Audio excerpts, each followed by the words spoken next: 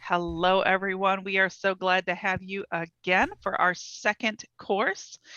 This course is Welcome to an Introduction to HTML5, ARIA, and Python. And this is hosted by the Abide team at APH because of a grant from CDW. And Florian Beijers is joining us again for this course. So hold on to your hat. We've got lots of learning to happen. There is a raise hand button and there is a chat available to you. Those of you who do not like your chat coming in your ears, you have the right to turn it off inside Zoom, but that is how we get our questions. Please keep chat down to a minimum unless you have a question, or if you have read or heard a question and you are choosing to answer it because you happen to be one of those that already knows the answer. I am now going to turn it over to Florian. I hope you have a great time. I'm here in the background to help out. Florian, all yours.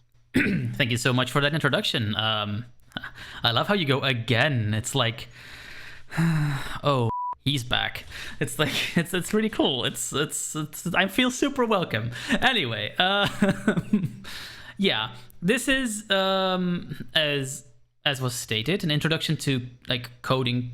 I think the official title is coding programming languages and coding concepts for people with a screen reader or visually impaired people. And in some respects, it builds onto the knowledge of the first course that we did in March. At least this session in particular does. And don't worry, I will rewind just a little bit to get people up to speed. But it does super help if you've seen the video on HTML at least. That is a sort of a building block for what we're going to be covering today, which is ARIA. And ARIA is a superset. Would I say superset or subset? English is hard. Is a different part to HTML. Now, before we start and just get into all the things, which we will do, no worries. But I want to cover some administrivia before we do anything else. There are several things you need to be aware of before starting the course. So we have class notes. They are over at Zersiax, that is Zersiax. This is my web handle, please don't hate it. I picked it one day and never, it just follows me everywhere now. So that.github.io, GitHub, GITHUB.io. One more time, that is zersiax.github.io. This has the notes for the previous sessions. This will also have the notes for these upcoming ones. They will be labeled session 5 through 8, as we've already had 4 in the previous course. Now, there is also a contact me link there where you can reach out for various ways. Because there is several ways to ask questions outside of class. This is mainly for people who are, striking out on their own for some reason. Either they weren't here in class, or they want to like reproduce the things we're doing in class, or they're just doing their own thing and they want some questions answered. There's a couple ways you can do that. We have the Slido.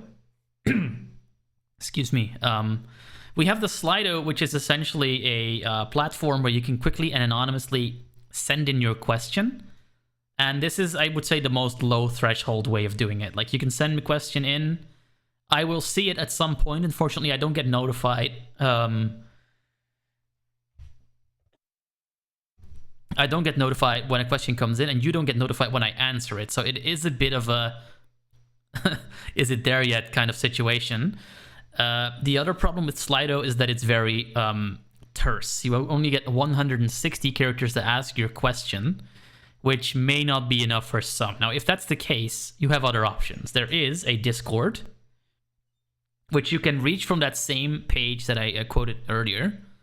Now, Discord is great once you have an account on there, and making an account is a bit of a PITA, as they say, as you need to get through a somewhat convoluted CAPTCHA process done by HCAPTCHA. If you've already seen that party before, you know what's about to become. But yeah, this is a problem that we have to sort of deal with.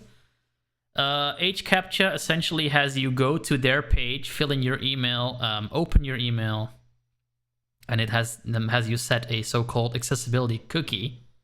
which then if you do the CAPTCHA again, it'll let you pass. There's not really an easier way to do it unless you have sighted help around.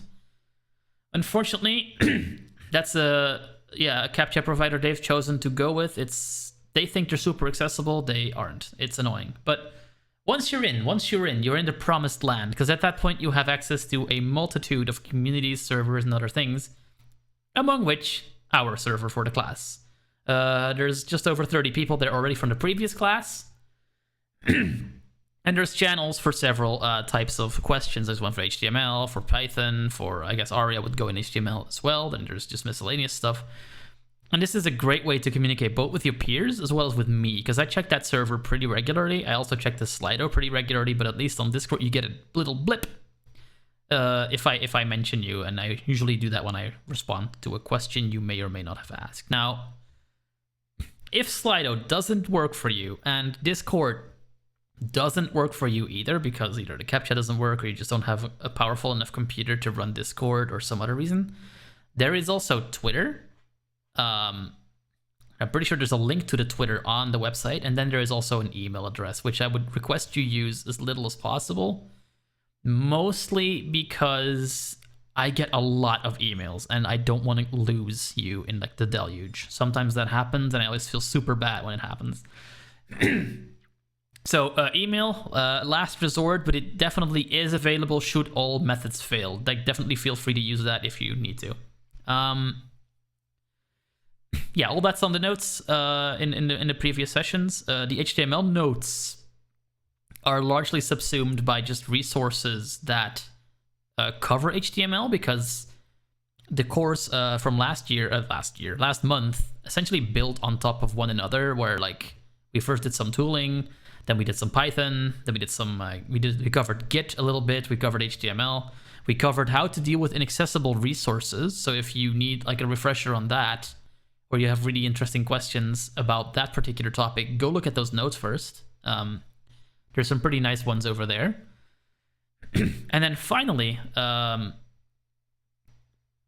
what we're going to be covering this particular course is ARIA we're going to start with. So that's essentially HTML part 2, if you will.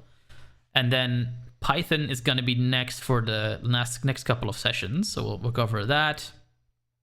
And what I want to mainly do in Python is bring Python up to a level where we can sort of just make small projects with it. But I also, and this is towards the end of the final session, I'm going to bring HTML and Python together, and we're going to make a super tiny web app together. So that's essentially what we're doing, and that's essentially what we have done so far. Before I continue, are there questions about this particular stuff?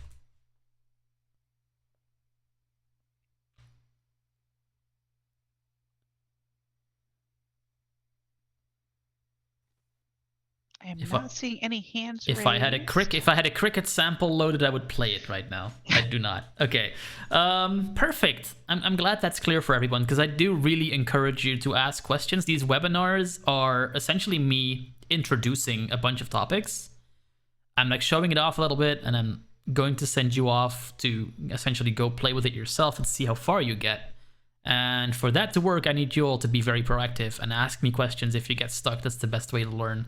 And we're all here to learn. Making mistakes is normal and actually a really great way to learn. So definitely break the universe, and then we'll help you put it back together again. That's essentially the best way to figure all this stuff out.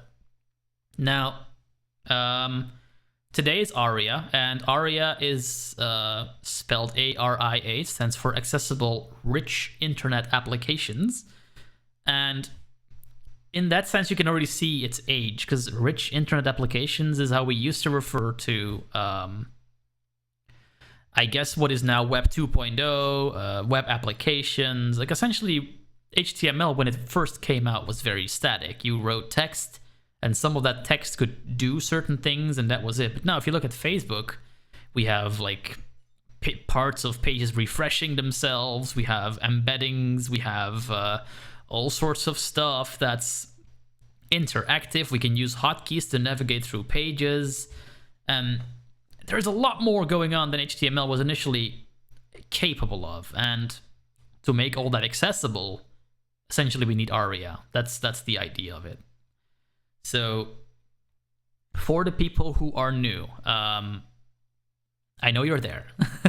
Even you might be watching later, but I know there's a couple of people that signed up for the second course that were not here for the first, and there might even be quite a few more than a couple of you. So some people reached out to me already on email and asked me, should I have watched the previous course? Like I said earlier, that does help in some respects, but really only lecture 4 was super relevant to what we're doing now. So I'm going to give a super quick refresher on what HTML is and how it works. Please note that there is a lot more information in that previous video, as well as in the class notes, as well as in the resources that are linked there. So if you feel lost, definitely check those resources out after we're done here, and try to follow along as little as possible. Wow, as best as you can. Now, about following along, and that's like one more thing I will say. A couple of students in the previous course got a little lost because they were essentially trying to do what I was doing alongside me. If you're super fast at computering, I can certainly recommend doing that, but you will miss things because obviously your screen reader will talk over me and will talk over mine, and at that point you can't hear what I'm doing anymore and you'll lose bits. And obviously you can catch the recording and check it then, but if you don't want to wait for that, or you just like don't think you'll be able to keep up, please don't try to do quite as much as I am doing, because I'm essentially showing things off in a certain order, and if you miss things, you might have trouble following, which I would hate for that to happen. So yeah, I'll leave that up to you. If you feel you can keep up, definitely do. If you don't think you can, no problem whatsoever. You can do it in the recording where you can pause me, slow me down, rewind me, and all sorts of other cool things. So I'll leave that completely up to you. It's not mandatory to go along with me here. All right.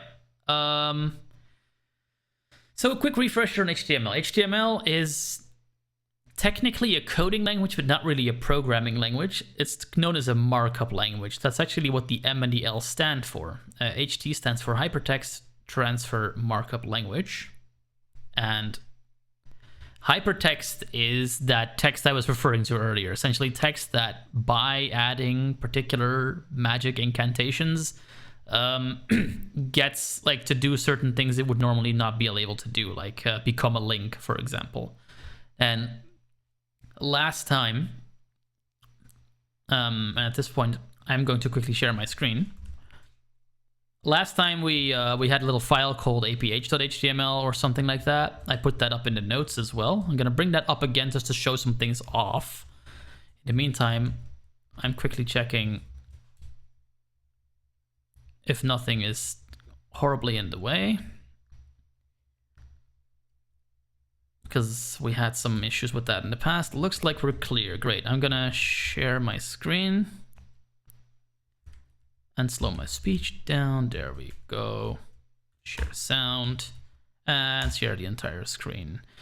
If there's horrible things on the screen right now, kindly someone let me know so I can like quickly get rid of them and feel ashamed. But apart from that, we should be good at this point. It looks good right now. If you're using a small window, if you can increase it in size for our captioner. I'm going to try. Okay. Actually, yeah, let me actually just open this in VS Code instead then, just to make sure, because I know I can do that there. Don't worry about what I'm doing right now. I'm quickly just opening a file up, and I'm doing that the preferred way that I do, which is the command line.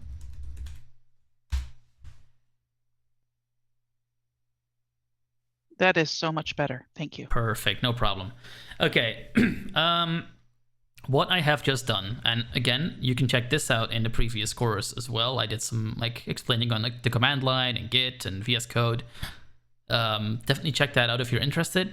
I do recommend for next week actually to make sure you have VS Code set up for Python, because it'll help you a lot with the stuff we're going to cover then. So that's not necessary for that's not necessary for now, but it would be helpful to have that later. Let me just quickly dismiss that pop-up.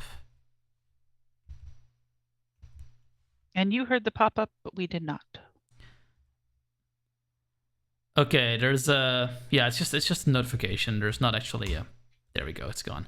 So is the speech audible from my computer? No, we did not hear it. So I saw it, but I did not hear it. Okay.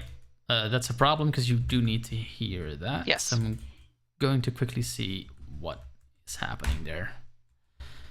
Live, ladies and gentlemen, this is how that works. Start sharing. There are 2 little checkboxes for that sound. Oh, there's 2 of them. One of them is for optimized video. You might not need both of them. I have it on. It should work. Okay. Let's try it again. Oh, I know what's going on. I just confused Zoom. Hang on. Select the window. Audio test system. I hear Zoom. Yeah, that was very loud. I know what happened. It just got confuzzled because I have a strange setup that doesn't expect. I'll fix it now. Stop share. You should hear it now. Button. Access Academy. Yes, we do. Excellent. All right. Here, I just opened Visual Studio Code up with that aph.html file, which has a significantly larger font than it used to in Notepad, so that's just easier. You can do this in Notepad, because what I was about to get to was that HTML, depending on what program you open it with, does different things, and Python actually does that too. They are both interpreted by the program that runs that particular flavor of code.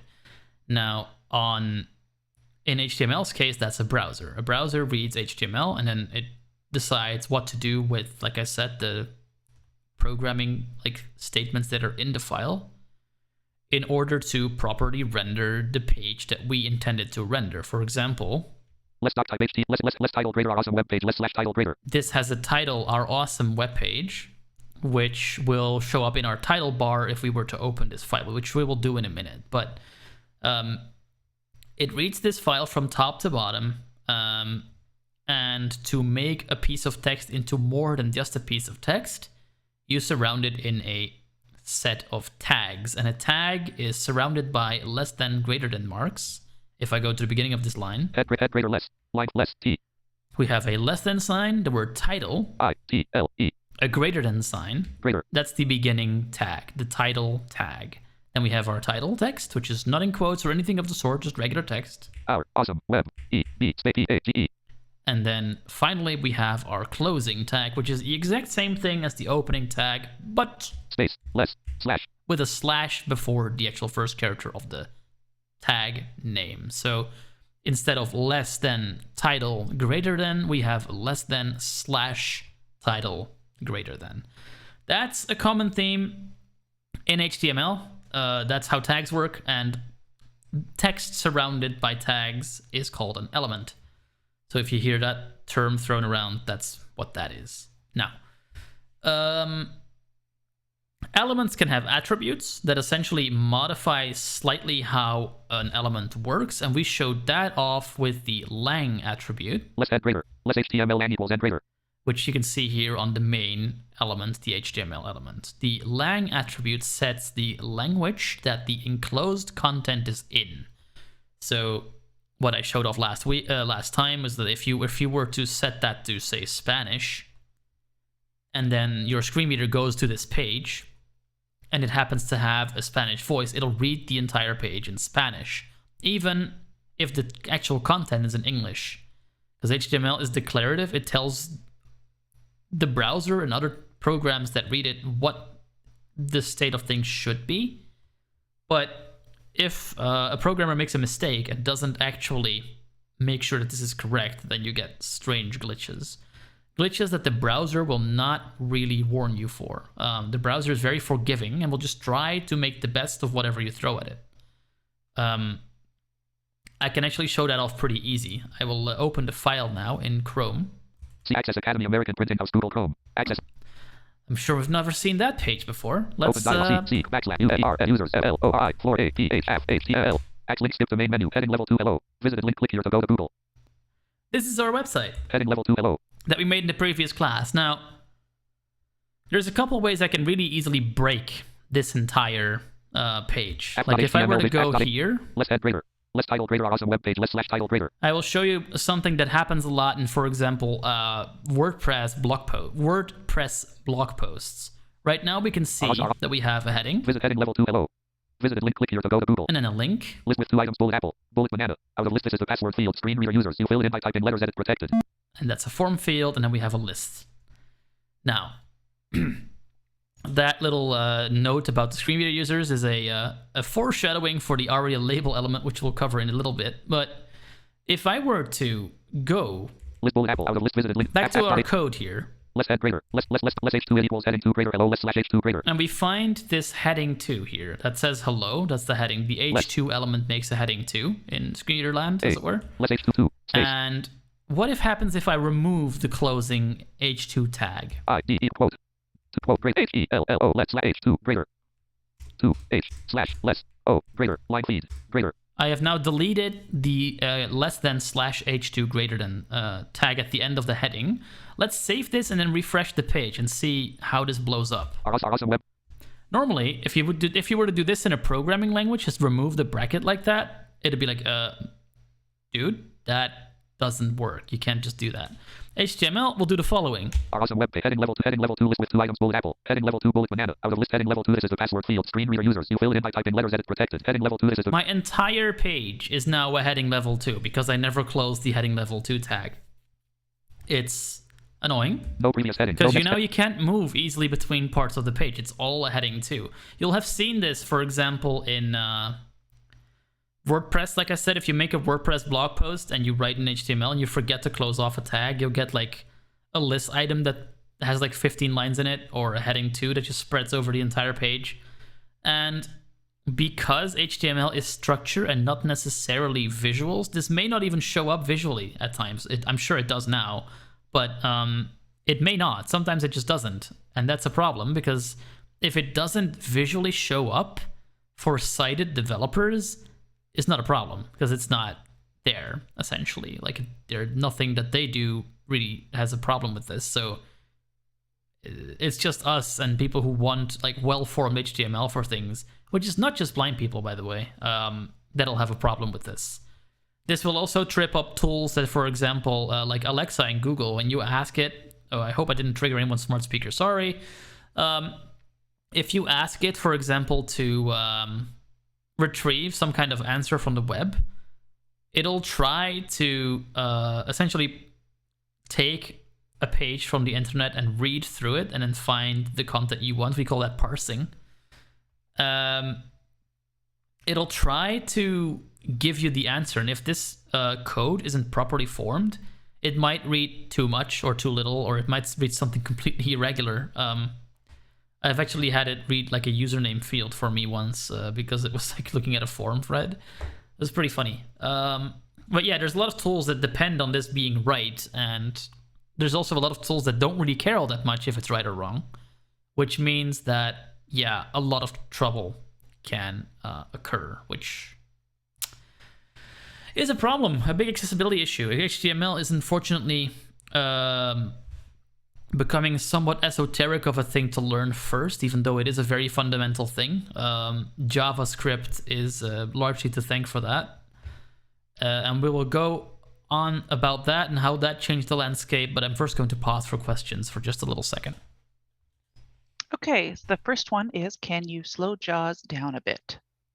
Yeah, that's not JAWS, but I will. It's rate 45, rate 40, rate 35. Hope that's good. And then we had a couple other people who are answering other people in the chat, so I think you're good at the moment. Thank you, class. I appreciate like taking the burden.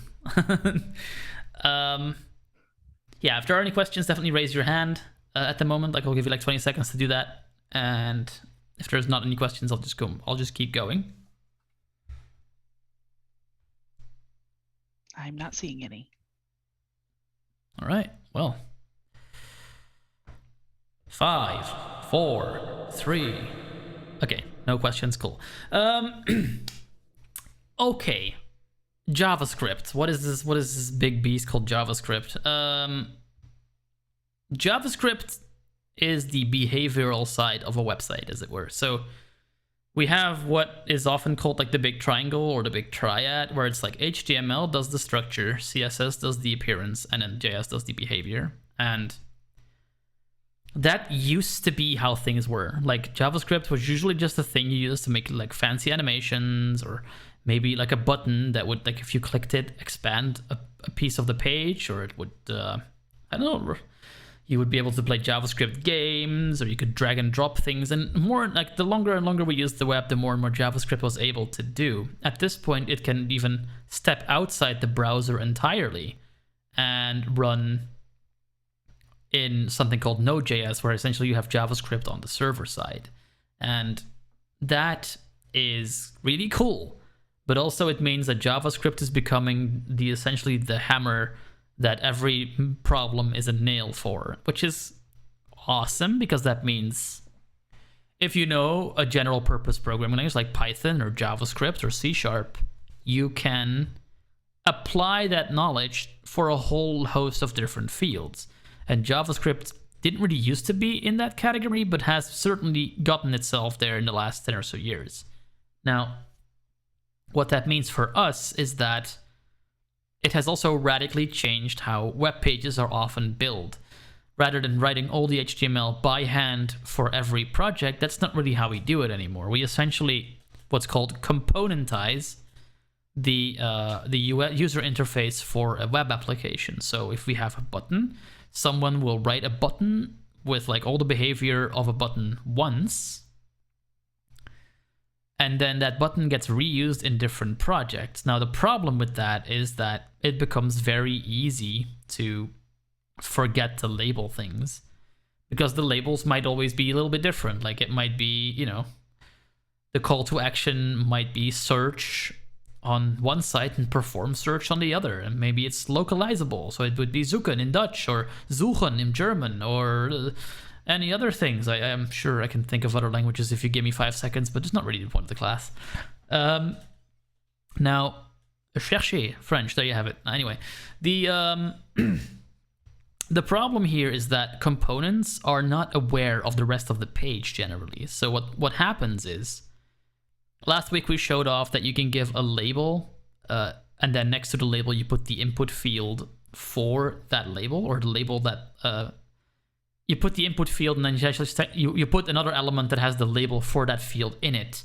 But now we have a problem where the label may not actually be in the same page as the input field. It may not have been put there because the designers didn't want a label there. So now we don't have a label for that field anymore, but the field for the rest works just fine. And this is where ARIA starts becoming more of a thing, because it used to be, ARIA used to be this thing that you would only really use if you had no other option. And it's kind of still that, but that having no other option thing becomes more and more common because of this componentization. The reason for that is that, you know, like I said, every component talks to each other through a particular mechanism, but it doesn't have to mean that they're always in the same place, in the same configuration, as it were. So if you have, for example, a dialogue that is described by a particular piece of text on the page, if that piece of text is a different component and it's not there on another page, then your whole description falls over. And that is what we're currently seeing. It used to be pretty annoying to retrofit accessibility into an existing project. And this development has made that about 5 times worse in such a way that it becomes pretty painstaking to like make even the smallest things that you would think is really easy to fix, like just adding a label to something. That something may be coming from like a generalized component that would only need that particular label in that particular situation. And if you don't have developers that know how to really use their frameworks and you use their JavaScript, know how to do that, you're in a bit of a pickle, because it may not be super simple to do. And at that point, where it used to be just add like literally one label in your HTML and you're done, that's usually no longer the case a lot of times. So it has become a lot easier to believe that developers are just like, look, we don't have the time for this right now, or the bandwidth, which is unfortunate because, well, a lot of developers and companies will use that excuse. Which means for the people who do accessibility and development, like myself, there's a lot of work, but it also means there's a lot of work, which is good and bad news, I guess. What also is something that we're seeing, which is also a problem, is that JavaScript is moving incredibly rapidly, as are other web technologies. For example, Visual Studio Code is an Electron app, so essentially an app that runs in a browser on your computer. And that is pretty much mostly written in JavaScript. The runtime, obviously, the browser is not, but the actual code that you're interacting with when you're writing your programs is mostly JavaScript and HTML and CSS. So if you look at like Pages back in 2005 and you look at Pages now, you can see there's been a huge shift in priorities, as well as just a huge leap forward in technology. It's just that accessibility can lag behind that a little bit sometimes, and this makes really complicated widgets somewhat tricky to make accessible, which is a really interesting challenge if that's what you want to do. But it also makes it, like, at times really difficult to just get your concept that you want out there and actually have it work. For example, autocomplete is something that visually is really easy to do. You type and then visually a list pops out that filters as you type. And then once you have the right thing, you press enter or you click or you do something else that makes sure that you have the right answer or the right option that you wanted. For screen reader users, this is trickier because the main limitation for screen readers is that you can only see one element or one piece of screen at the time. So if you are typing in, say, a search field and maybe you're in a list of states and you're typing, visually likely there will be like a little drop down that opens that, when you type UT, probably Utah will be selected. But the issue is that you at this point need to actually be aware of two things at once. What am I typing and what selection has been made? And screen reader can do that. So at that point you have to make a choice. Do we show what you're typing so you can go character by character and look at the characters and then alter it? Or do we show the results that you would otherwise be completely aware even are on the screen? And therefore you wouldn't be able to use that autocomplete widget the way sighted people can, which can save you a lot of time, particularly, for example, the autocomplete in Visual Studio Code, which helps you essentially type code that's repetitive or that you've already typed before, or that you may just not know the entire name of. You can just type the first few characters and they'll suggest what you probably meant. Kind of like auto predict, but better.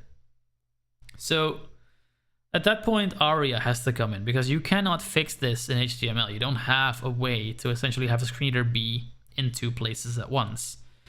There are several ways on how to do this. Obviously, this is way beyond the scope of an introduction webinar like this, but you can certainly look at blog posts on how to make that kind of thing accessible, like how to make an autocomplete. There is a couple of things I can show off with ARIA, and I will in just a while. But yeah, ARIA has become more prevalent in our JavaScript-based web applications, and it kind of has to. Like I said, the days of just statically reading a page that's just there and nothing's changing on that page and nothing is happening on that page are sadly, those pages are a bit of a dying breed. Like even if I'm just looking at things like advertisements and comment feeds and things like that, there's just a lot of things going on while you're reading, and you may be unaware of a lot of it because it's visual. There may be a fancy background image gallery that's going on behind your text, or a slideshow that's spinning around somewhere at the top of the screen while you're somewhere in the middle. But yeah, there's a lot of stuff going on that's interactive, and if ARIA doesn't tell us about it, then you're not going to know that those things are there. Now, for a lot of ARIA, you're going to need JavaScript, because ARIA is mostly meant to make interactive applications better, and we haven't covered JavaScript, nor will we. So there's not a whole lot I can super show off in like the whole interactivity thing.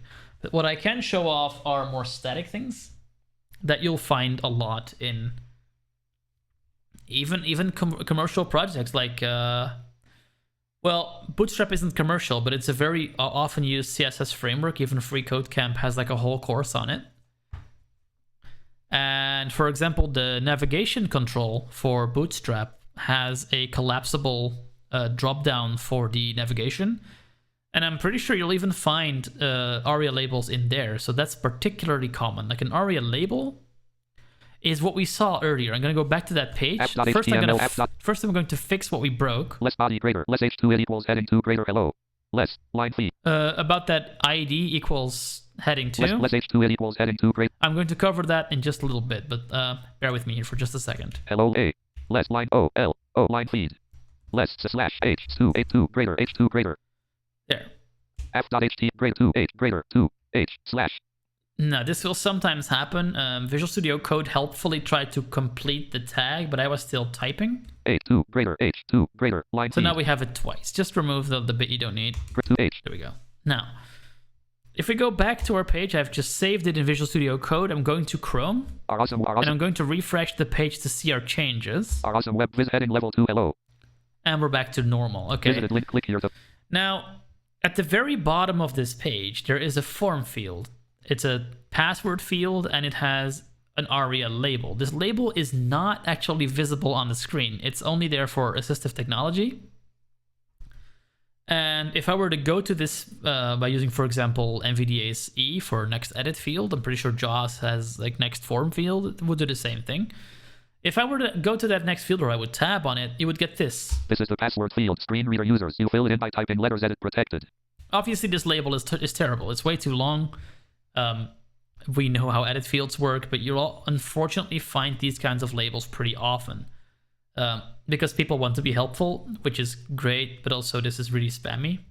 So that's the ARIA label. Now, someone asked me the other week if I could make a page that's completely accessible for us, but inaccessible for everybody else. And yes, you can do that. There are several ways you can do that. In fact, there's often a CSS class called Screen Reader Only, which essentially moves a line of text so far to the left out of screen that you don't actually see it being there visually. But because screen readers ignore a lot of CSS, you can still see it in the browser when you're using a screen reader. And that is often used for things like little hints for screen reader users, or text that normally uses an icon if you don't want to use ARIA label for some reason. And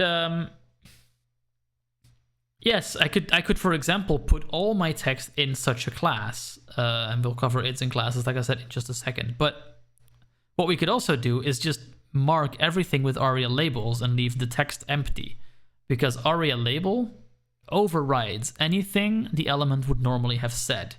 If I, for example, go to this heading up here, F.H less body greater, less H2 equals heading 2 greater hello, less slash H2 greater. The content of this heading is now hello. Less A space A let line grade 2 8 less O L L E H. So hello, I just moved left through the word. And if I add the attribute ARIA label to this heading greater by going into the less than greater than pair, putting a space, and then typing ARIA label, if I type ARIA RIA E dash L ARIA label. VS Code's already helpfully saying, oh, you probably mean ARIA label. I'll accept that. L F.H quote equal L equal quote quote. Now, it's always good to see what it puts in exactly, because what it's done for me is it's put ARIA labels equals quote quote, and it's put the cursor in between the quotes so I can type my text. Now, if I were to put some text into this particular set of quotes for this ARIA label, we will get a secret message that overrides the actual content that's in that heading, and we will hear something else. Like, people who look at the page can't see this, quote, but equals. We like screen reader users and other people who use specific technology, quote, who parse this somehow will see this. So I can put like Quote. SIHTIES odd space. CIDs are odd. Now if I refresh the page, Our awesome web page. Visited link. Click here to go list without a heading. Level 2 CIDs are odd. that still says hello visually. Like on the page, it still says visual hello in the heading. But we have now ARIA labeled it to be CIDs are odd, which is a completely different word, which has both good and bad connotations, because in this point you can essentially do two things. You can make something that isn't very accessible more accessible this way. For example, where this is often used is icons. For example, social media icons for Facebook or for Twitter will often have the icons ARIA labeled with what social media they're for. And at that point, you can, instead of just having link, you'll have Facebook, Twitter, LinkedIn, whatever. And the problem with these is that you don't see them. So like I said, a developer who's working on this, who's like verifying everything visually, may just completely forget that this is even here. So, you know, if you're a blind person working at a company and you want to like mess with them and you don't like your boss or whatever, you can just ARIA label a bunch of things. And if people aren't very like carefully checking what you're like putting into the code, you might just put like entire secret like dictionaries into, you know, Fortune 500 companies. I don't condone this. Don't do this, and don't quote me on this. But hey, you could, for like an April Fool's joke. I'm pretty sure someone's done that actually. I recall that someone made their entire site black visually with CSS and used this mechanism to essentially just have the whole page work great for blind people, but terrible for everybody else, to essentially turn the tables on, you know, now you know how we feel kind of idea. I think that was like maybe on a Global Accessibility Awareness Day or another similar thing where someone did this. I don't recall who or when, but I'm pretty sure it was a thing at some point. So ARIA label. ARIA sets things for assistive technology only. And we've shown off like some funny things you can do with that. We're now going to show something that's really annoying where this is concerned, after which I will pause for questions. But I've now used ARIA label. What I can also use is ARIA hidden. D-O space R CIDs quote label equals quote. So we're going to remove quote. I'm going to remove this particular thing here. We don't need this label anymore. There, that's gone. Now I'm going to do ARIA hidden. ARIA dash hidden. ARIA hidden. Hi, suggest list. False not selected 1 of 2. True not selected. F.html. Quote. Now, if you didn't quite catch what happened there, I typed ARIA-HI. Visual Studio Code suggested hidden, and then immediately suggested, do you mean to use like true or false? And I just set it to true. So now we have this line. Less H2 equals heading to ARIA hidden equals true greater hello less slash H2 greater. Let's see what happens to our lovely heading. Awesome. So now it says visit heading level 2 CIDs are odd. CIDs are odd. Above that, heading level 2 CIDs are we odd. have nothing, and below it we have a link. Visited link, click here to go to Google. That says click here to go to Google. And if I refresh the page, our awesome web page. Visited link, click here to go to Google. That heading is completely gone for screen reader users. This is often used to hide extraneous imagery that we don't really need from the page. Like if it's decorative or just really repetitive, you can use this to not have that be in the reading flow so people can quickly get to where they need to go. It can also be used incorrectly, and that means that essentially screen readers have no idea there's anything there. Like if I were to OCR this page. Our awesome web page. Emoticons on. Oh. Emoticons off. Recognizing result.live transcript. Hello. Live transcription, closed captioning has been enabled. That's great. Hello. But our hello is still there. Like it still says hello rather than CIDs are odd because that's what's visually there. But the heading is still there. The screen reader just doesn't see it because we already hidden it away. And if you've ever gone to a website where like you would have to open like a modal, for example, to accept cookies or to fill in a newsletter, sign up, or anything else that opens a modal dialog, so like a dialog that's overlapping the page, and you suddenly can't see the entire page anymore, what's likely happened is that they've by accident ARIA hidden everything before taking you to the dialog, and at this point you're stuck. There's no way to fix that unless you go into the developer tools, turn off that ARIA hidden and then interact with the page normally, which is a PETA. But yeah, like I said, this is completely innocuous to people who can see, because this really only hits screen reader users for the most part. Like speech recognition users have some use of ARIA, and there's a couple of other like assistive tech that uses it, but by far the most ARIA is used for screen reader users. And if this breaks, it only breaks for you, and then good luck convincing someone to fix it, because it's not a problem, works fine. Can you send a screenshot? Yeah. That is essentially a bit of an intro on the various simple bits of ARIA. Let me just look at the time. 7:45 p.m. Okay, we're nicely in the middle. Let's get stop for some questions here.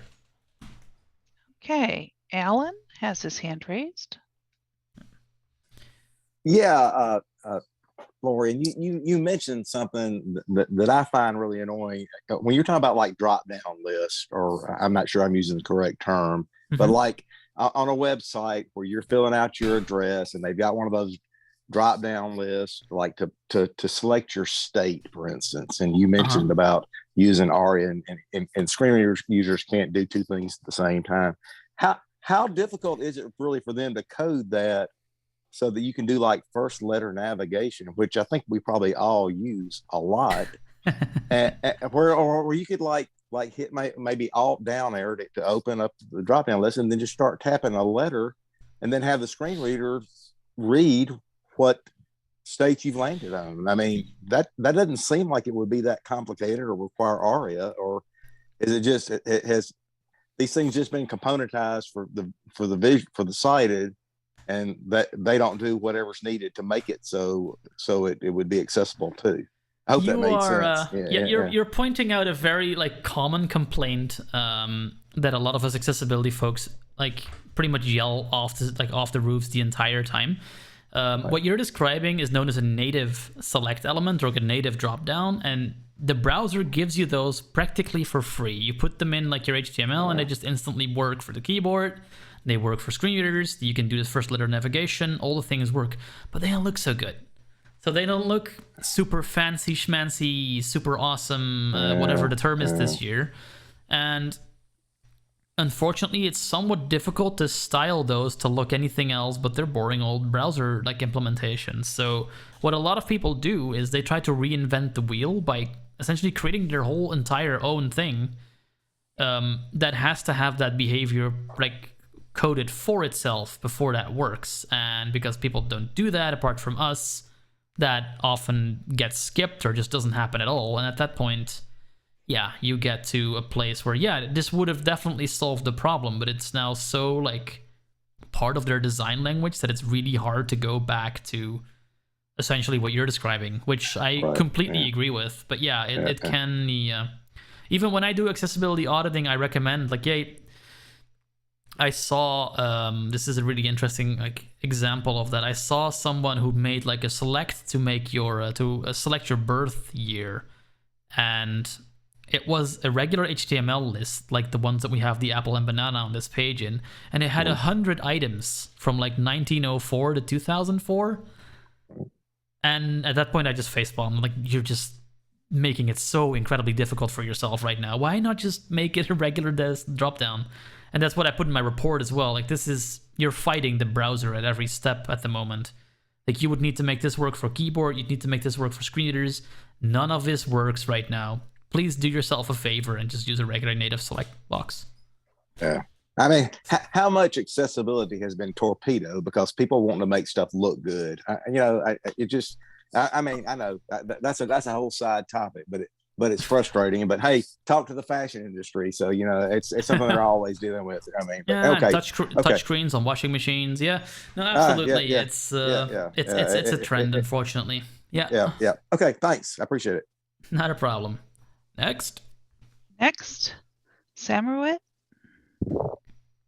Hi, can you hear me? I can. Go ahead.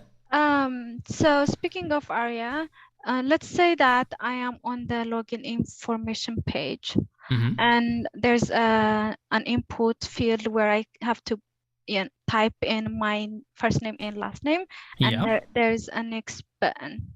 So what I experienced it is before I put in my first name and last name, the next button is active. It would say like next button. But once I input my own name and my name, it would switch to unavailable. So I was thinking maybe, okay, they have the right role and everything. Did I put like ARIA select equals false? Maybe that's why it changed to unavailable, or it dimmed after I put my name. But it's functional. I mean, if I click on it, it would take me to the next That's page. a bug, actually. What's happening there is apparently there is both in HTML and in ARIA ways to indicate that a control is not currently clickable. Like visually, it usually be grayed out or dimmed. And in ARIA, you can set. I forget what you'll find about ARIA is that there's a huge list of states, roles, and properties you can set, and it's really just best when you're going to use ARIA to have the MDN docs, which I will definitely link in my notes for this lesson, open next to you because they're all like very well described. But there are ARIA properties as well as HTML properties that you can set on a control to indicate that they're not actually currently clickable. And that is what a screen reader will call unavailable or unclickable or grayed out, dimmed on VoiceOver a lot. And it's usually JavaScript that sets this dynamically. So if you do something that the site doesn't like, for example, you type in a phone number, but it doesn't like the format, or you type in an email field, but there's no actual @ in your email address, that button will become gray because it's indicating, look, you did something wrong, you need to fix it first. If it's turning gray, according to ARIA, but the button is actually still clickable, two things could be happening. Either the logic for the ARIA is wrong, so instead of flipping it to true, for example, when it should be false, just doing it the other way around, or for some reason the button has refreshed, but the button isn't being updated by your screen reader for some reason. This will happen occasionally, but if that happens like consistently, then something is definitely wrong in the code there somewhere. And a third thing that could be going on is, and this happens a lot too these days, is you've typed your name and your last name, and now there's a new the buttons, it is actually there but not needed because new fields have already appeared as you tapped away from the last name field, and at this point the button has once again become unavailable because you still need to fill in new things. So these are all reasons why you might see a login button or a submit button be unavailable, as it's said. In your case, I think it's a bug. I think it's like not setting the property correctly, but don't pin me on that. I've not seen the form, so. Yeah, I thought it's the property because like they have it all over the pages and it's the same thing. It's functional, but it's... So there you go. That's probably a component that's being used over and over and over, which is good because if they fix it once, then they should fix it everywhere else in one go. So that is a definitely advantage of components. But yeah, it sounds like that JavaScript's not behaving quite as well as it should. All right, thank you. No problem. Okay. The next question is from Peter. I think you were one of the people who joined up for the second course, weren't you, Peter?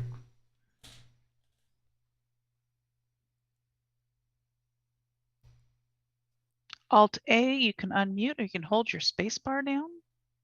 Yeah, you're currently not audible. Okay, can you hear me now? Yes, now you're audible. Okay, what I was wondering is, after we're done, in the beginning you gave the URL for your GitHub site and those other resources for connecting with you. Will you be sending out a list of those after we're done, so that way we can write them down and we can keep?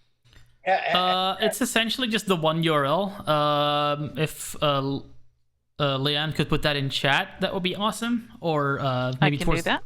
Maybe now or towards the end of the session. Sorry? If you can email this stuff at the end of each session, that'd be great. So I'll email the link out. Yeah, certainly. Yeah, I mean GitHub. Yeah. Yeah, that should be doable. I can do that. Appreciate it. Anyone else? Nope, you're doing good. Oh, wait a minute. I see 2 more hands. Sorry, they popped up.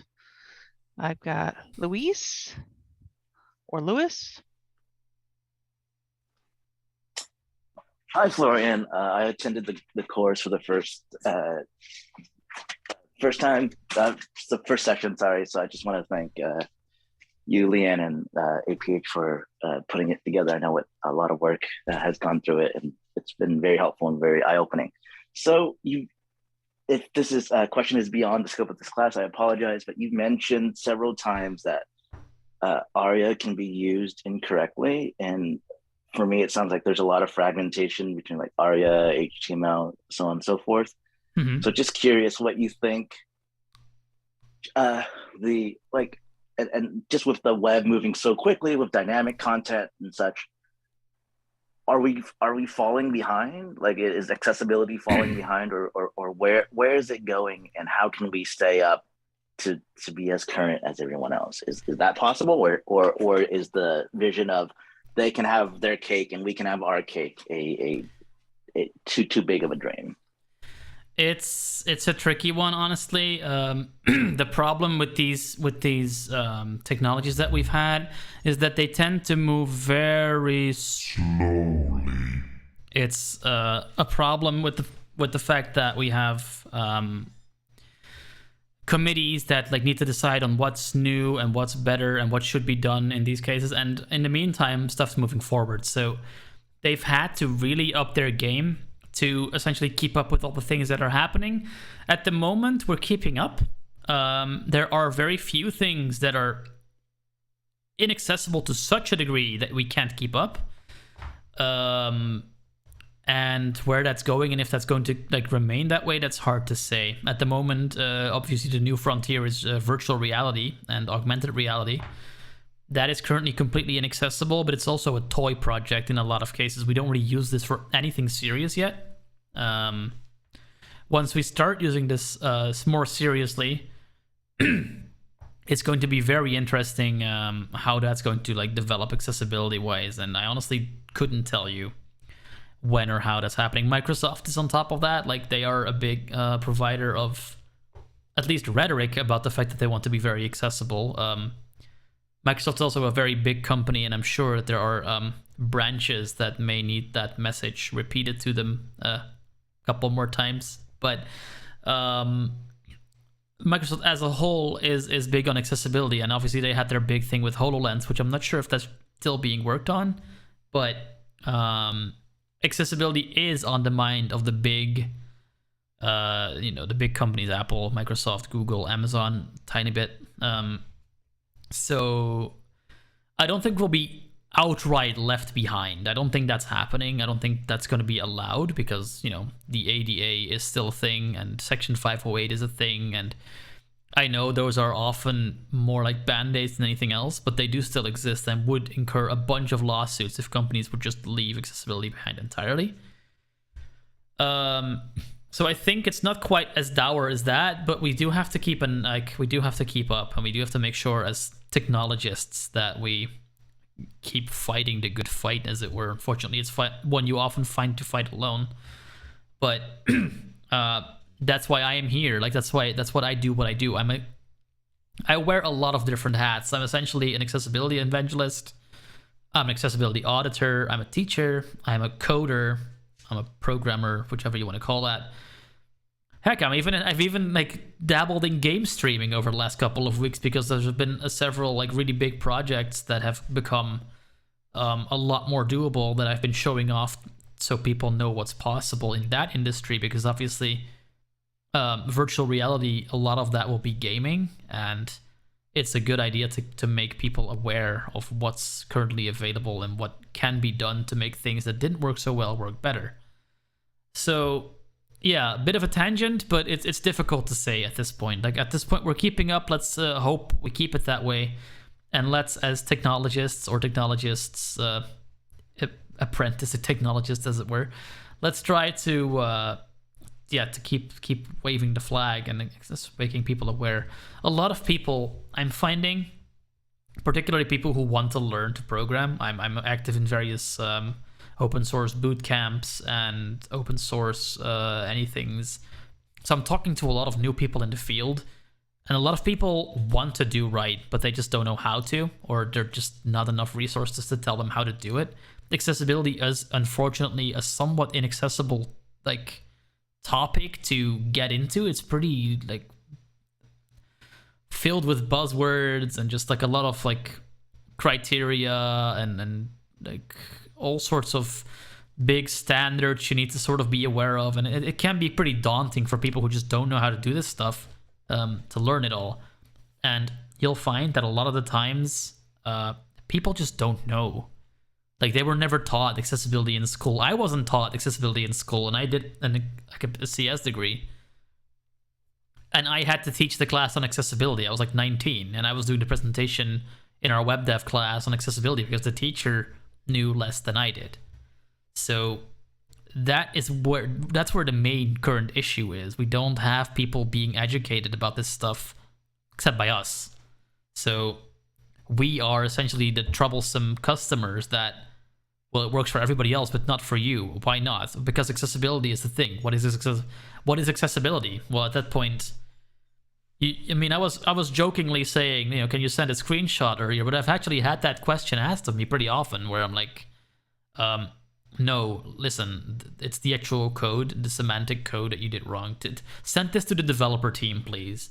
And usually I work it out with them. But yeah, asking for a video, asking for a screenshot shows very clearly that they just have no idea what you're talking about.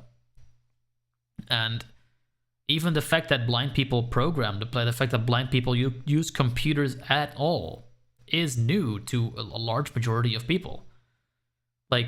It's just not something they think about. And then when they do, they're like, okay, well, yeah, that's great that exists, but there's just not really a lot of awareness.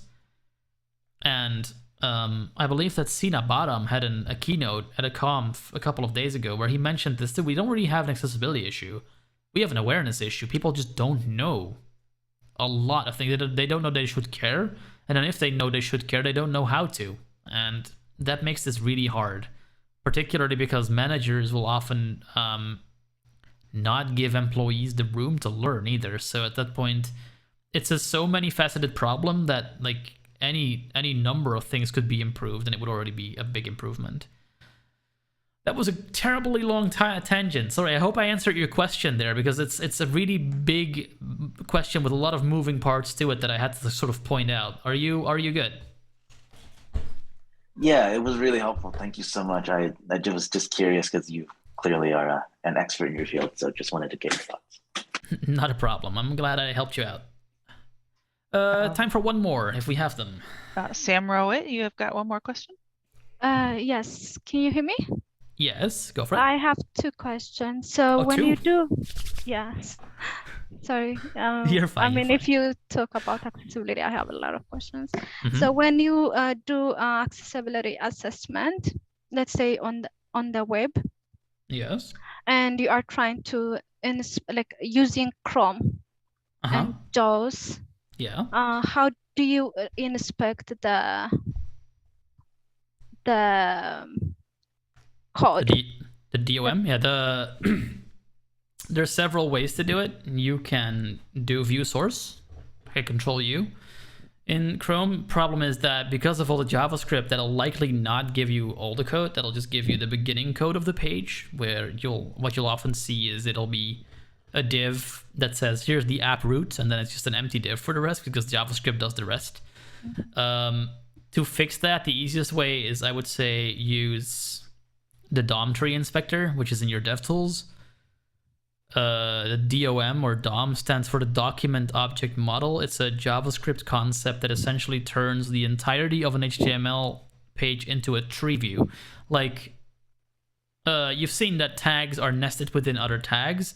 So an easy way to visualize that is in a tree view where you have branches that themselves have branches, and you can just nest themselves within other tags. So you can use your up and down and left and right arrow keys to just quickly skim through the elements. Now, I must say, a lot of the time, they don't ask me to go that deep. I am using it as a user, and then because I know why things break, I can generally infer what happened without looking at the code. So if, for example, if I, for example, see a clickable that says clickable search instead of button search, I can see, oh, there's a role missing. That's probably a div element that has like been augmented with JavaScript to be a button, but it's not actually a button. So I can just write that down because I'm 95% sure that's what happened. Okay, so the second, you said I can look at the DOM tree view. How can I do that? I mean, I was trying to do like application key, and it would take me to the inspect, but then when I click on that, it doesn't let me go through the code. Like, you know, the each and every code, it doesn't let me do that. So no, it won't. So what it's doing is it gives you an element by element view of it. You can look into an element's code more directly if you right click the element or use applications key in that tree view. And then there's like, I think, edit as HTML. And then you can just see that element in scope, because obviously you don't want to go through the entire page. That's usually thousands of lines of code. Oh, yeah. So what it's doing is it's giving you a list of elements so you can scroll by element. And then once you've found the offending element, you can right click it and do show as HTML or edit as HTML. I forget what the actual name is right now, but then you can look at the actual code in an editor, that particular element only, and just inspect it from there. That's the quickest way to do it. There's also a script, the web accessibilizer script. I will put that in the notes, but that's a script that someone's written. That's often used to, you can essentially, it works the same way. You have a tree view of all your elements, and then you can use hotkeys to get that element's position, color, inner text. You can query if it's overlapping another element. It's used by blind people who try to do CSS a lot. There's also an NVDA add-on that does a very similar thing, and all these will be added to resources for today. Awesome. But yeah, that's generally how you do it. Okay, the second question is like, the visual cues. How do you do that as a blind person?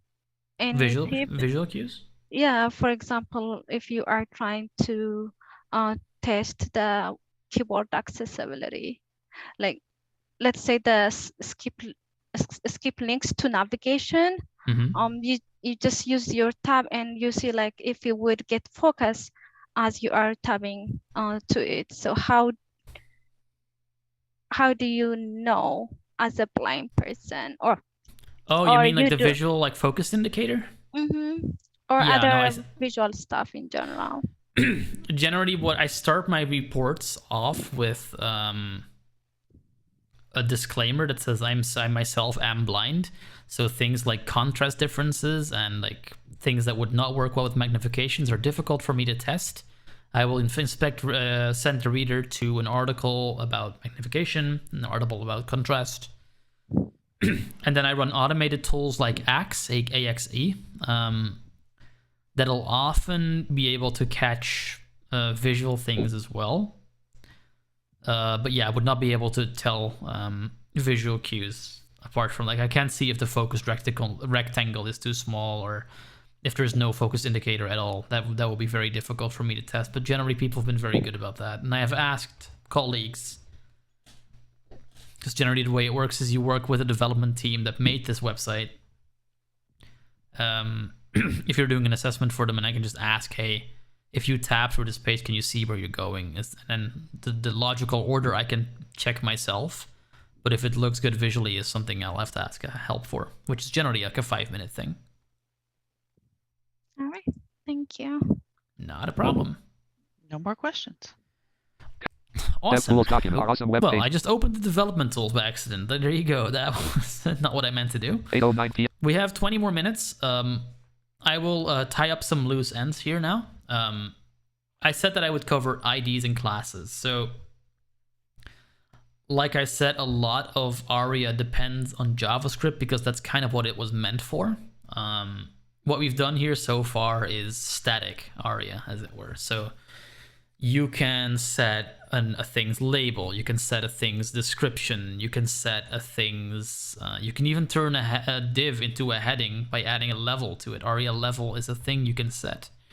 You can set, you can tell one element that it should describe another element. For example, if you're tabbing through a dialogue and you don't want to have to go into browse mode to read what the top of the dialogue says, there are ways to make that just read when you enter into the dialogue. That's what ARIA is used for as well. And then there are two major other things that ARIA is used for. One is things like states. For example, ARIA expanded will let you set true or false to see if a submenu has been expanded. You, for example, if you have a drop-down menu, you can use in JavaScript. Normally, when you click a button in JavaScript, it would expand the button and would show the options that are in that menu, and then all the JavaScript code still has to do is flip the ARIA expanded to true. And at that point, your screen reader will know to say button collapsed or button expanded, depending on if that's set to true or false. So that's one thing ARIA is used for that you'll find a lot.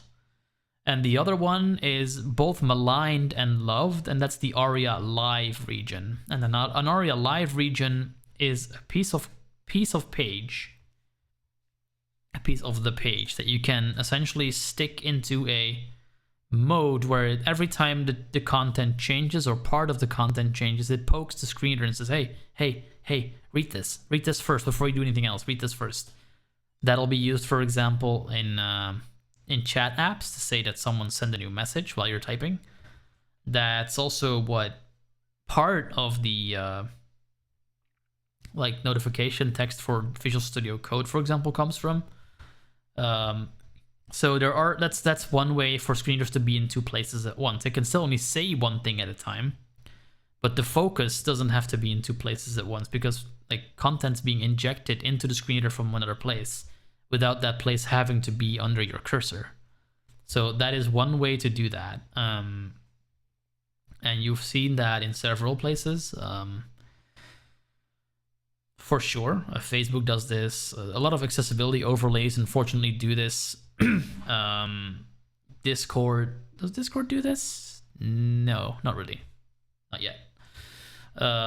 They should actually.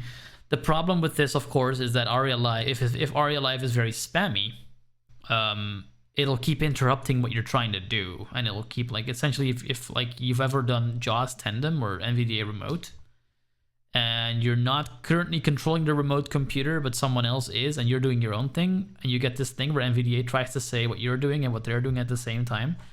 That, essentially, it's often very, it's not quite clear to the developers how big of an impact that can have. One actually really good example for us all is Zoom. Zoom uses a very similar technique to send pieces of content to the screen reader, like your microphone is muted, or so-and-so has just given you permission to speak. That's all a very similar concept to how ARIA live regions work. And how that relates to classes and IDs is that classes and IDs are ways to target an element. So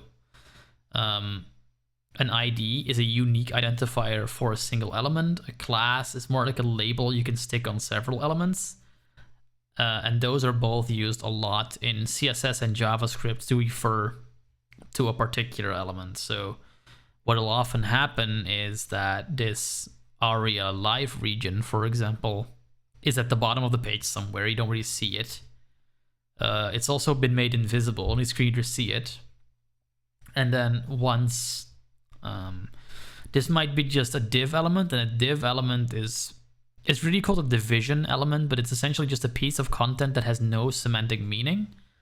So a piece of text or a word or a sentence that is not a heading, not a link, not a paragraph, just a piece of text that needs to be something other than what we already have access to, a div.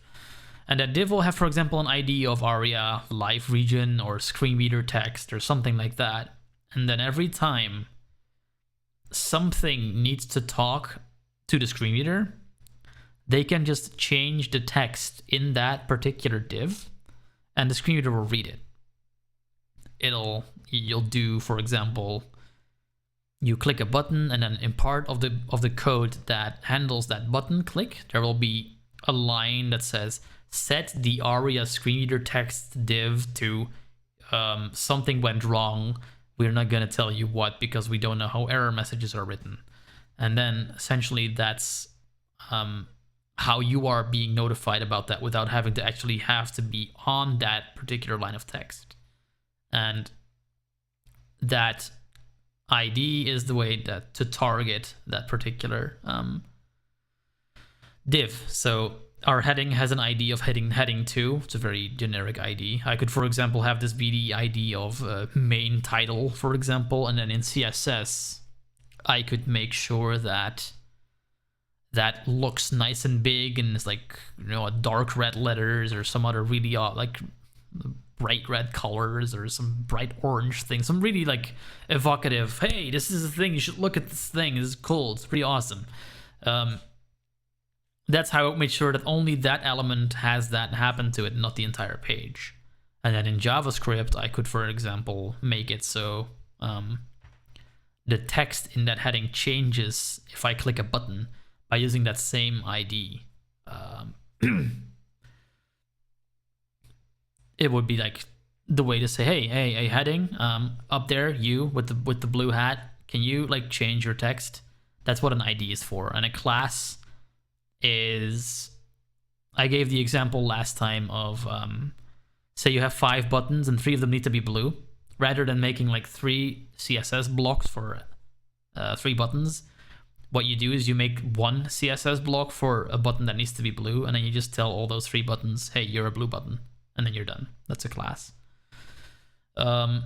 This was covered in a bit more detail last time, so if that's a bit fast, I'm trying to like mind people's time. 8:17. We have 13 more minutes.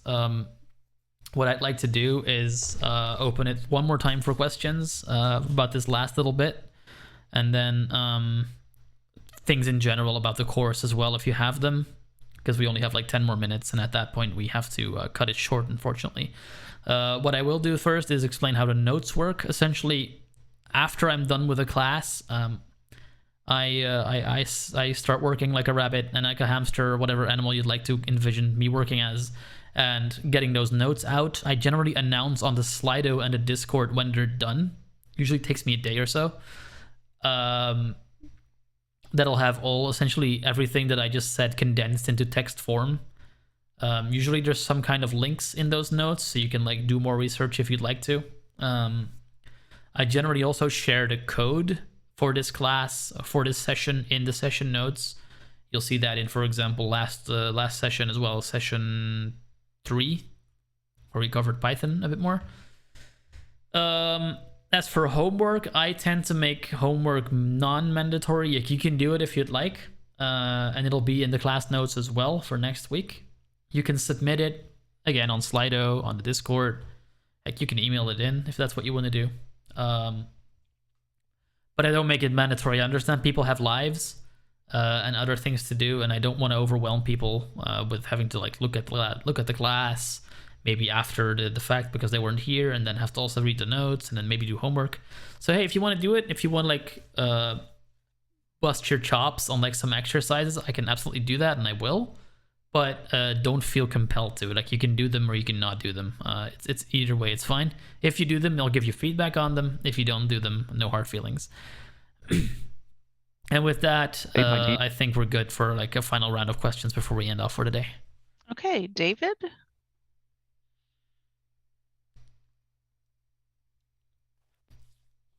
Yep. Hello, can you hear me? I can. Go ahead. Yeah. I was on a web page today, and we're looking over ARIA menus or versions thereof.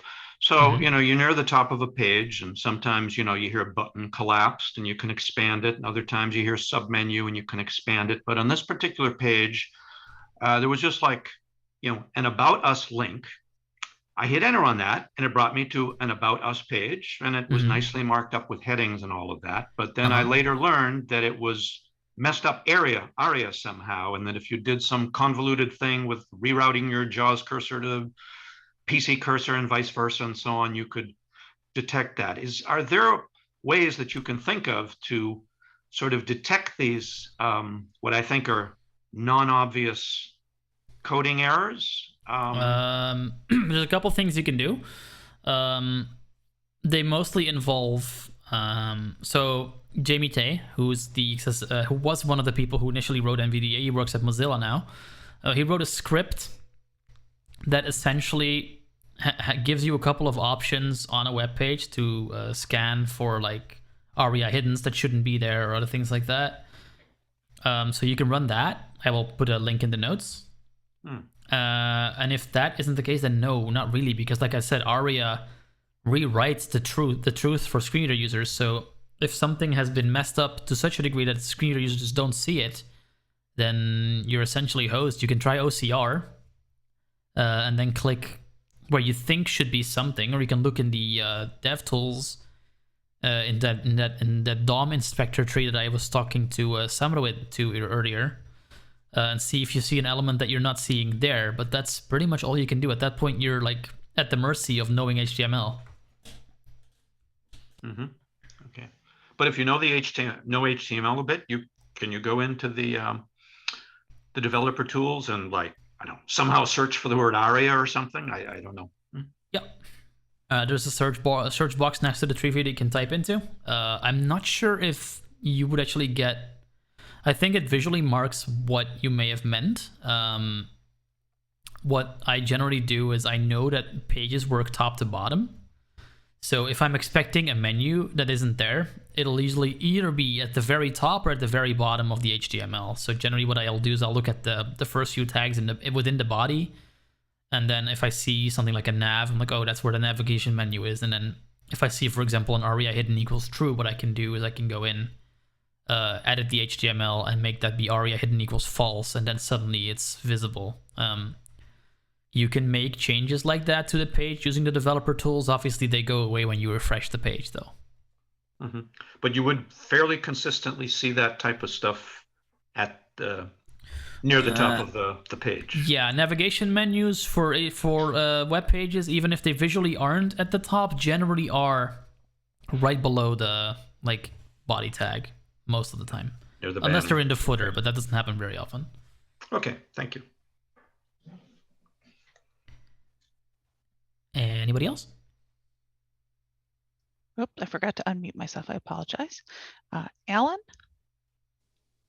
Yes, I noticed the website, the Xerxes GitHub. When you go to it, it still's got the "Don't Panic." It looks like it's got all the stuff for the previous classes. Is that going to evolve to this class? Or I'm just gonna build on top of it, honestly. And that's good. So I mean, will this become like session 5, or will this become like this will become I said this at the beginning. Maybe you didn't hear it, but I essentially want to just keep the first sessions up and then just make a new one, session 5, 6, 7, 8 for this course. Right. Okay. Yeah, I missed that. Maybe the chataholics were over speaking over the possibly. So, okay. Thanks. Appreciate it. Yeah. Thanks. No, absolutely. And everything, the Discord, the Slido, the website's all the same from the previous course. So if people go to the Slido, you can also see questions people asked before, and maybe get some answers from those. Everything's recycled, so you can just keep using the same things you've been using. That's good. Great. Thanks. Samrawit? I'm so sorry for asking a lot of questions, but trying Go to for pick it. at one. So I know you can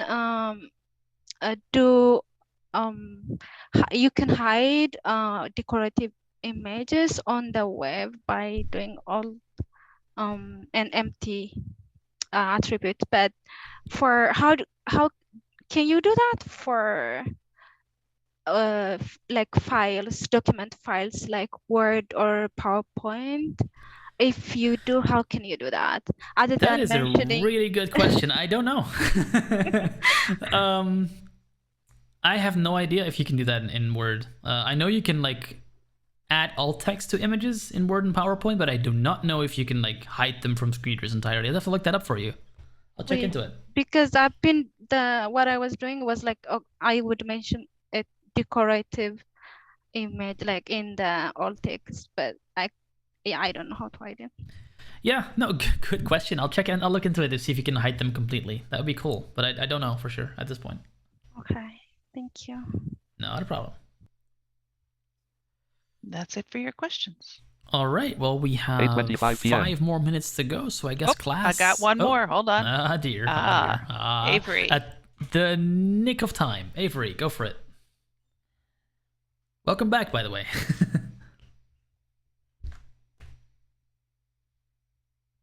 You can try Alt A or hold down your space bar. Not currently audible.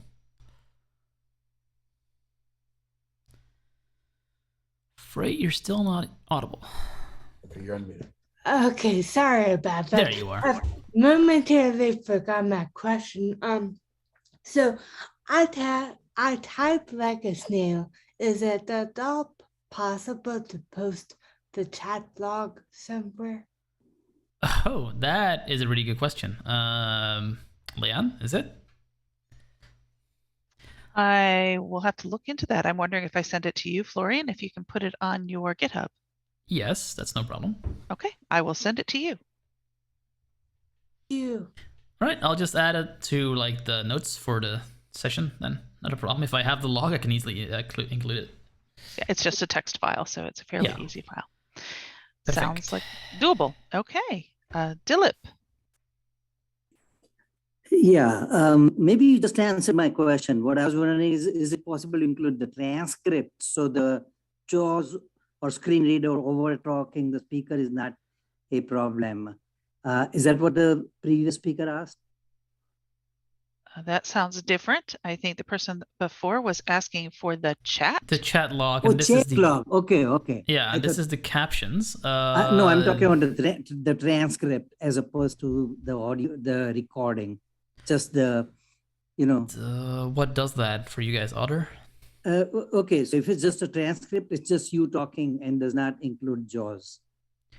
Oh, I don't think do we even have that?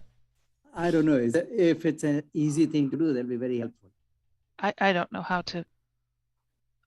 Yeah, I'm gonna don't put know that if I can squarely find that. in APH's lap. That's not my my problem. Do you mean that you just want the audio recording, or do you want a text file? Either, even audio recording would be fine as long as it did not include the screen reader also, because my problem is like in first couple of sessions in the previous course, I was totally lost because of the JAWS over talking the speaker. Your JAWS on your computer over talking? No. I guess his NVDA over talking Florian. Okay, I generally try to not have the screen reader talk while I'm talking, or at least if I do, it's really not important what I'm saying, and I'll repeat myself if I'm catching it. So me being overspoken by the screen reader should not be a huge distraction anymore. That was really only a thing for the first session. Yeah, I think first and slightly second, because it's the demo that's the most important part of the course as far as I'm concerned, and that's the part that gets overtalked. But yeah, I didn't know if it was an easy thing to do or not. If it's not, then just forget that I asked that. Okay. Thanks. And from APH's end, we can look into it. I'm not quite sure how we can separate it out, but I can always talk to our editors and see what they can do. Yeah, I mean, I'm assuming that in the transcript there's a tag, screen reader talking or something like that, and I guess you could like nix all those lines out and just have me in the transcript. I don't know. I'm not a captioner. I don't know, but Okay. yeah, I appreciate if you could look into it. Thank you. We'll look into it. Okay, Peter. Hold the audio now and Yes. Oh, hello. Hi, could you repeat the URL for that GitHub site again, so I Yep. can write it down? I was gonna do that at all. You might want to mute your Microphone. Yeah, you're echoing. There you go. So the link, one more time, is Zersiax, ZERSIAX.github, GITHUB.io.